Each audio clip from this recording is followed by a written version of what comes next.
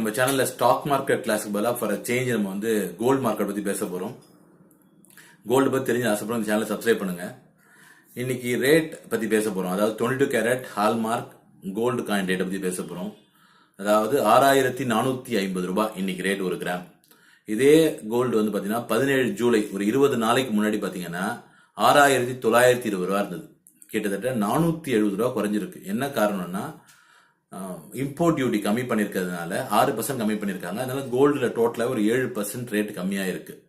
இது வந்து நல்ல டைம் தான் கோல்டு வாங்குறது. கண்டிப்பா திரும்பி இது இந்த குறைஞ்ச அமௌண்ட், இந்த டாக்ஸ்னால குறைஞ்ச அமௌண்ட் திரும்பி ஏற ஆரம்பிச்சிடும் கண்டிப்பா. அதனால கோல்டு இன்வெஸ்ட் பண்ணாலதான் கோல்டு காயின் இன்வெஸ்ட் பண்ணலாம். அதாவது நம்ம ஸ்கீம்ல ஜாயின் பண்றதோ இல்ல கோல்டு காயின் வாங்குறதோ வாங்க நல்ல விஷயம் தான்.